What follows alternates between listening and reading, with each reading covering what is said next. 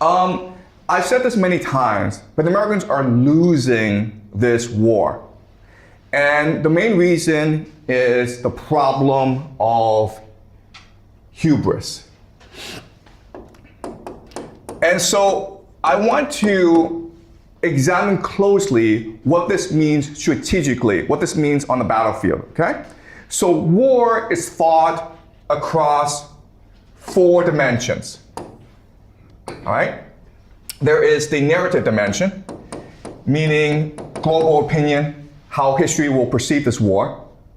There is the political dimension, meaning how your allies perceive this war, how your domestic base perceive this war. There's the economic, and then there's the military.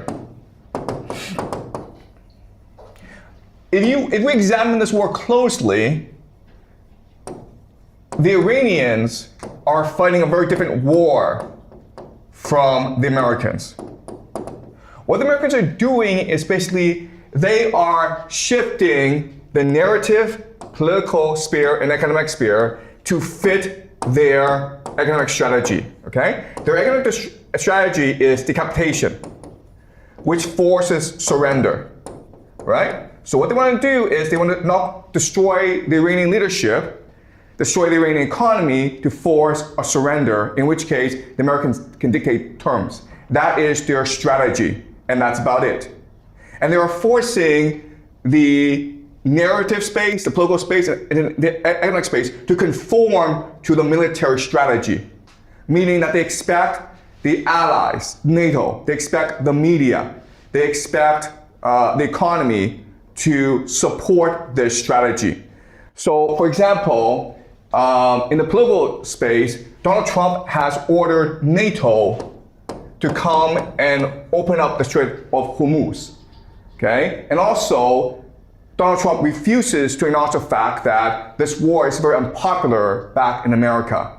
In the economic space, what the Americans are trying to do is keep the price of oil low so that it does not disrupt the global economy. And they do that, of course, by unsectioning Russian and Iranian oil, which benefits the Russian and Iranian economies, okay? And in a narrative space, they're basically trying to tell the media to follow the party line. Donald Trump has threatened journalists that if you do not report this war is going well, then I might put you in prison, all right? So this is the American strategy, forcing the narrative, political, and economic spheres to conform to the military strategy.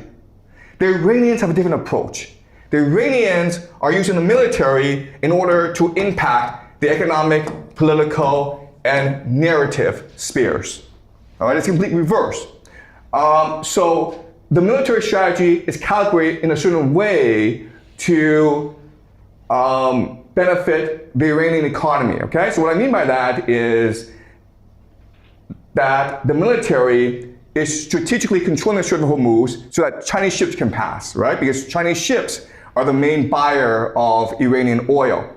Also, if you're willing to play ball like Japan or Qatar or Oman, they will also let your ships pass, okay? So this is being strategic. Politically, the Iranians are trying to split the Gulf states, right? They know that Saudi Arabia and UAE are committed to regime change in Iran, but they know that Qatar, Bahrain, Qatar and Oman are on the other side, okay? So they're trying to gain as much global leverage as possible within the GCC. And the narrative is they're trying to shape global opinion and trying to make everyone believe that they are on the right side of history. And most people believe that. In fact, you have a lot of Americans who are rooting for the Iranians to win.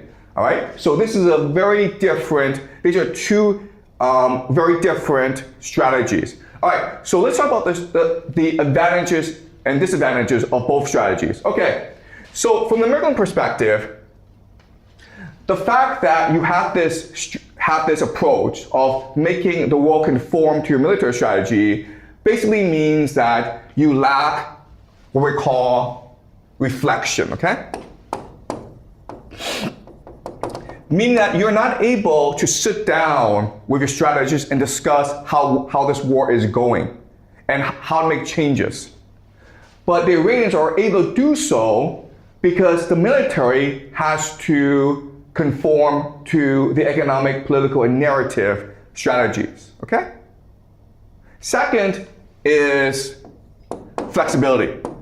And what I mean by that is the military strategy, if it's not going well for the Americans, they lack the capacity to reflect and make changes. So what they do is they double down, okay? They accelerate the process of bombing in Iran, even though it's probably not getting them anywhere.